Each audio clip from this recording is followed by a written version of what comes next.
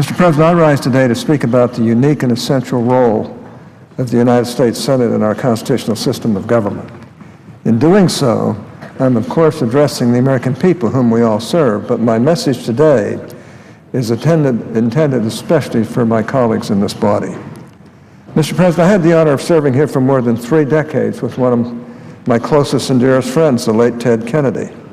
Our friendship inevitably invited others to describe us as the Senate's odd couple, given the vast differences in our backgrounds and our outlooks and the many fights we had on the floor as well as the many successes we had together.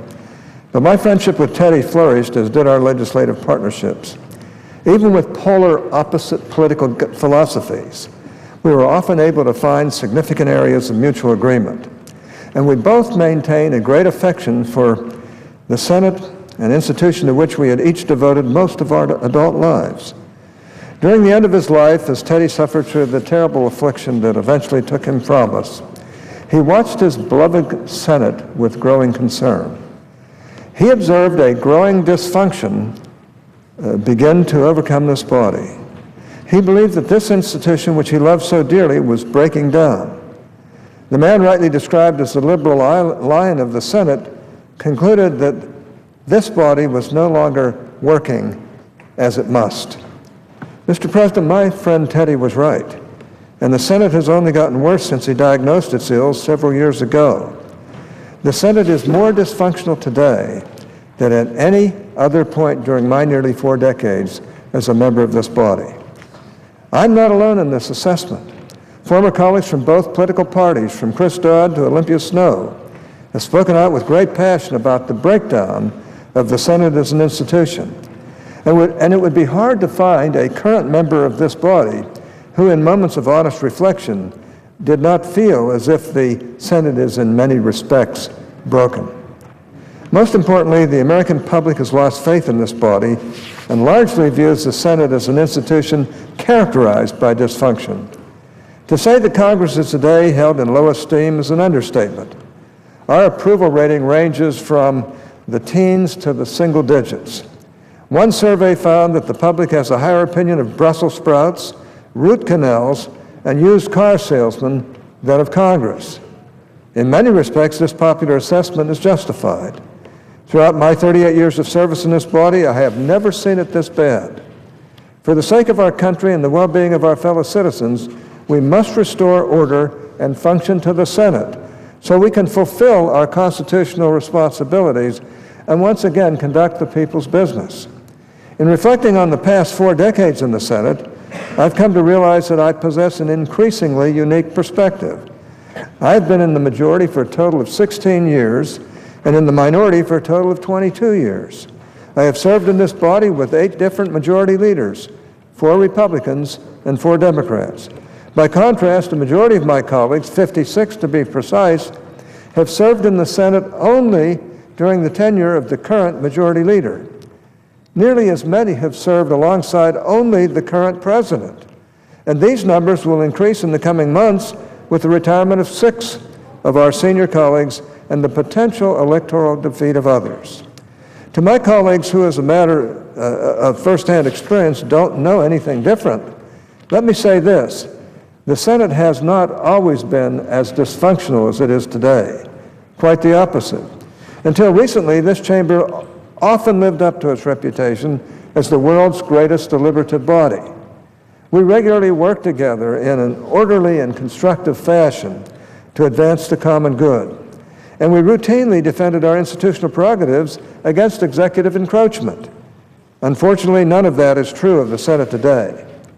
I intend to speak in greater detail later this week about what I believe ails the Senate and how we can restore the health and dignity of this venerable institution. But to understand where we come from and just how far we strayed, we must begin at the beginning. Remarking on the deliberations of the Constitutional Convention, James Madison wisely observed that in determining the form the Senate should take, it was necessary to consider the purposes it would serve. The framers were clear about these objectives. The Senate was to serve as a necessary fence against what they described as the fickleness and passion that drives popular pressure for hastily and ill-considered lawmaking. what Edward Randolph called, quote, the turbulence and follies of democracy, unquote. In fulfilling this purpose, the Senate was to be a place of thoughtful deliberation, an assembly dedicated to careful scrutiny, and a body with great concern for the sovereign states and the individual liberties of all Americans. These were to be the purpose of the Senate. Its institutional design followed directly from these principles. The relatively small membership of the Senate would amplify the importance of each individual senator, as opposed to chamber leaders or large floating blocks. Unlike in the House of Representatives, where robust participation by individual members would be impossibly cumbersome, in this body, each senator could become intimately involved in all aspects of the chamber's deliberation and debate. Longer terms would allow senators to resist initially popular but ultimately unwise legislation and allow for vindication of this more measured approach prior to facing re-election. Staggered terms would create a continuing body that could temper unwieldy swings of public passion. Statewide constituencies would require appealing to a broader set of interests than more narrow and homogeneous House districts. In addition, the Senate's authority to determine its own rules would allow the gradual development of traditions and precedents unique to this body and essential to its ends. Building upon the Constitution's defining institutional contours, these historic rules and traditions have shaped the Senate into a body that Gladstone called, quote, the most remarkable of all the inventions of modern politics, unquote. The Senate's most characteristic operating procedure became unanimous consent, which requires the agreement of not just a majority or even a supermajority, but of all senators. As Senate Parliamentarian Emeritus Robert Dove testified before the Rules Committee in April 2010, the two key features that come to define the Senate through its history are, quote, the right of its members to unlimited debate and the right to offer amendments practically without limit, unquote.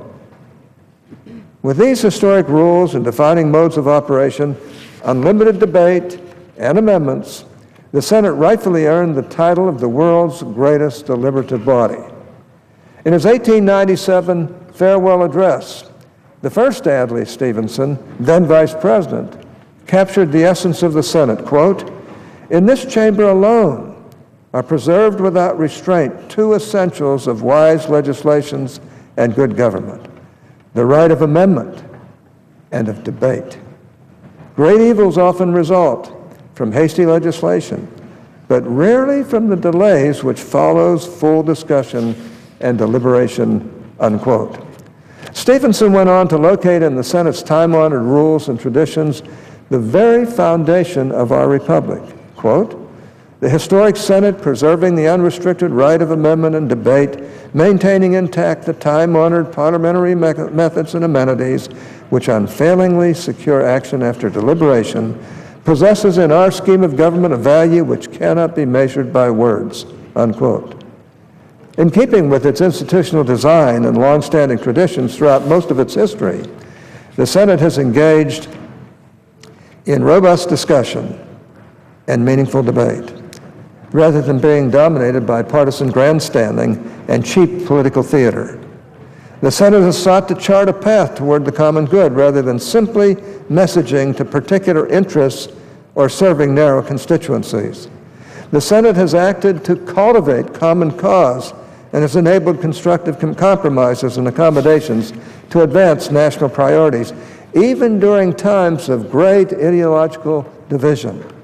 And throughout the Senate's history, individual members have worked to develop meaningful and enduring partnerships with colleagues on both sides of the aisle, rather than marching lockstep with their respective parties and simply heightening the divisions in society. Mr. President, this institution has served the nation well when adhering to its enduring principles and characteristic practices. Indeed, for most of the last 4 decades, as I have witnessed firsthand, the Senate's robust deliberation and open amendment process have facilitated and enabled some of the greatest legislative achievements of the modern era. One of the most historic such debates in which I took part occurred in my 5th year as a senator.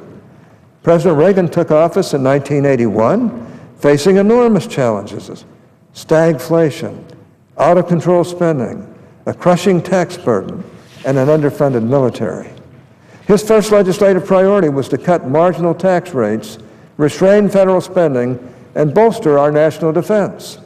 As part of the vanguard of the Reagan Revolution in the Senate, I steadfastly supported these policies and campaigned tirelessly to enact these landmark reforms. In the Democrat-controlled House, the drama unfolded predictably between party leadership and various voting blocs, with conservative Democrats eventually joining Republicans to support what became the Graham-Latta budget. But in the Republican majority Senate, while the debate was equally passionate, our deliberation was of a very different sort. We discussed many of the legislative provisions at length and voted on dozens of amendments from senators of both parties covering a wide range of subjects. Many were tough votes on heart-wrenching issues, from child nutrition to cost living adjustments for seniors. But we took those tough votes and ultimately made the difficult choices necessary to usher in unprecedented economic growth. By allowing numerous votes on minority amendments, Democrats received the hearing they deserved on the issues about which they cared most. And having had the opportunity to fight for their causes, many of these senators rightly felt that they had done everything possible to improve the underlying bill. So when it came to final passage, the Senate's budget passed overwhelmingly by a vote of 88 to 10. Given the nature of the reforms, that margin was striking. It demonstrates that the opportunity for extended deliberation and an open amendment process tends to yield a final product that can win broad support by giving members confidence that the ultimate result represents the considered judgment of the whole Senate. From the perspective of committed conservatives like President Reagan and myself, the final amended Senate bill was far from ideal. In the end, while we won support for the tax cuts that spurred growth and for the defense buildup that helped win the Cold War, we could not convince Congress to make meaningful cuts to federal spending, or even to restrain the growth of federal spending. But to have opposed the final package because it wasn't perfect, because it only achieved some of our goals, would have been madness. Absent passage of the final bill's reforms, the central accomplishments of the Reagan years would never have come to fruition. Mr. President, in reflecting on how the Senate can and should work, let me also commend the Balanced Budget Act of 1997. I'm struck by the similarities between the 1996 election and the 2012 election, when voters re-elected a Democrat to the White House and a Republican majority to the House. Back then, both sides understood the voters' mandate to seek areas of agreement and develop consensus wherever possible, in short, to set aside partisanship and work together for the common good on the critical issues of the day. Republicans wanted significant tax cuts and spending controls that many Democrats opposed. Democrats, led by my friend Senator Kennedy, had for years sought an expansion of health care to uninsured children who neither qualified for Medicaid nor had families who could afford health coverage. The debate that transpired over these measures seems almost foreign in today's Senate. Rather than being presented as a final bill as a fait accompli, we had a truly deliberative committee process and a meaningful floor debate, and the opportunity to vote on numerous amendments. Ted Kennedy and I used the opportunity of an open process to make a key step toward consensus. Teddy was wise enough to realize that I shared his desire to provide health care for uninsured kids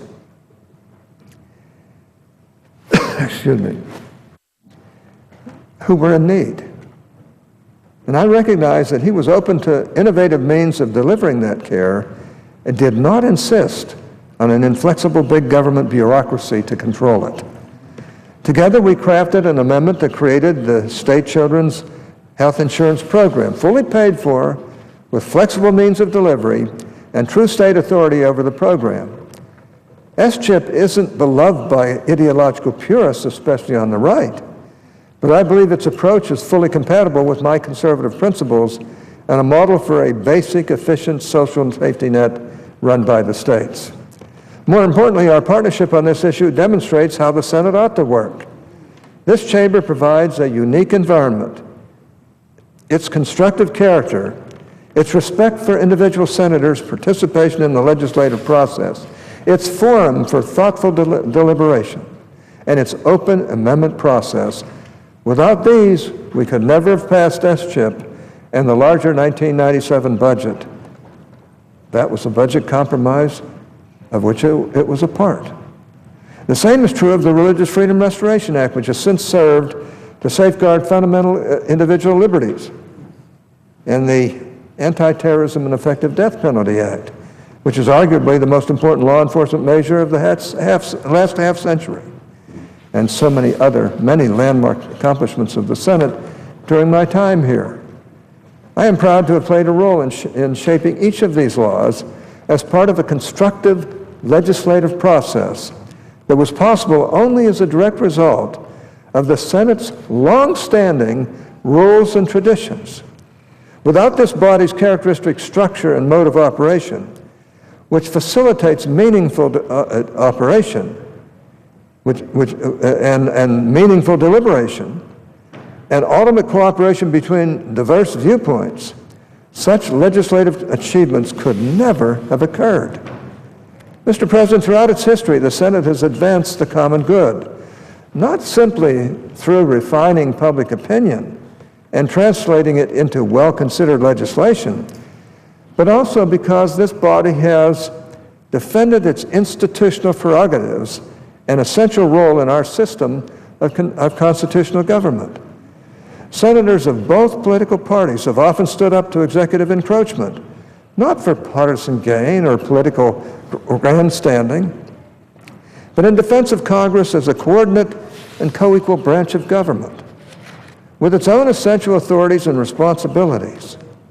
Implicit in the constitutional design of separating the federal government's powers is the idea that each branch would have the incentive and authority to resist encroachments from the other branches, ensuring that unfettered power is not concentrated in any one set of hands.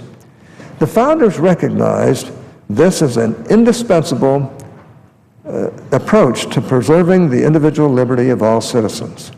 For as Madison counseled in Federalist 51, quote, "The great security against a gradual concentration of the several powers in the same department consists in giving to those who administer each department the necessary constitutional means and personal motives to resist encroachments of the others," unquote. Now, Senator Robert C. Byrd of Virginia embodied this institutional ideal as much as anyone with whom I have served.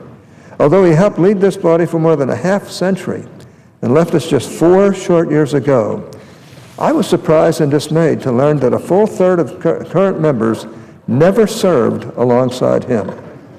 Senator Byrd fiercely defended this body's prerogatives and independence against the encroachments of the executive branch, and he neither censored his criticisms nor weakened his defenses based on the president's political party.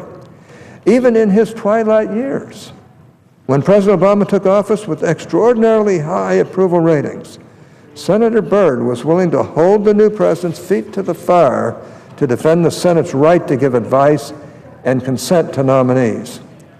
He publicly chastised the new White House for its excessive reliance on czars, observing that unconfirmed policy chieftains, quote, "can threaten the constitutional system of checks and balances."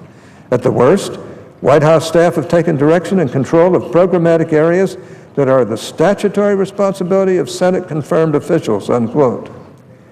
In addition to defending the Senate against executive encroachments, Senator Byrd was a stalwart defendant of the Senate's most characteristic and historic features. He reluctantly spoke to newly elected senators, admonishing each of us before we even took office to learn about the body to which we have been elected and in which we would serve. Senator Byrd was as good as anyone I've ever known at explaining the direct connection between the design of the Senate and the liberty that all Americans cherish. In November 1996, for example, when speaking to the oncoming freshman senators, he stressed the two most critical and distinguishing features of the Senate's operation. Like so many other students of the Senate, he steadfastly maintained that, quote, as long as the Senate retains the power to amend and the power of unlimited debate, the liberties of the people will remain secure, unquote. That was Robert C. Byrd, one of the leading Democrats of all time. Throughout his time in this body, Senator Byrd never abandoned this message.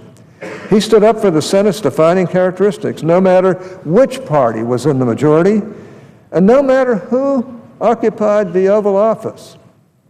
He even took on his own president from time to time. A few months before his death in 2010, he wrote to his colleagues identifying the right to amend and the right to debate as, quote, essential to the protection of the liberties of a free people, unquote. Mr. President, we need a renewed dedication to the special role of the Senate and its institutional prerogatives that Senator Byrd exemplified so well. He was right to counsel incoming colleagues to, quote, study the Senate in its institutional context, because that is the best way to understand your personal role as a United States Senator.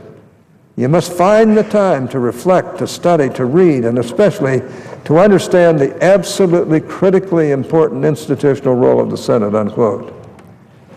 Many of my colleagues, even those with whom I rarely agree, have the potential to be great senators and statesmen, worthy stewards of this institution, zealous guardians of its prerogatives, and true defenders of our role in our constitutional system of government. But sadly, whether blinded by partisan loyalty to the president or too inexperienced to understand the Senate from any other perspective than having a like-minded Senate majority and president, too many of my colleagues on the other side of the aisle have allowed, even facilitated, the breakdown of the Senate's vital institutions and role.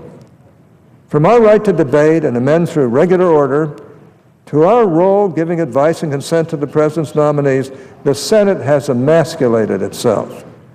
By doing so, we only abandon our responsibilities, discard our authorities, and lay ourselves prostrate before a politically destructive president. It is past time to restore the Senate's rightful place in our constitutional order. I urge my colleagues, both Democrats and Republicans, to join me, to stand up and fight for the greatness of this body, and start standing for the rights and the powers of the legislative branch. That's what we're here to do, in addition to enacting good laws. But you can't enact really great laws without full and fair debate, without full and fair right to amendments. This is a great body, but it has gone downhill a long way over the last number of years.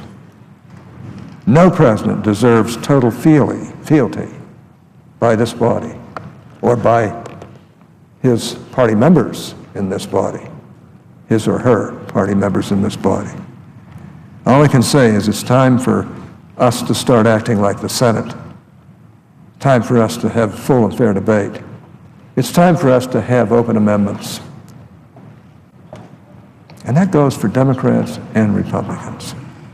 I want to thank you, Mr. President. I suggest the absence of quorum.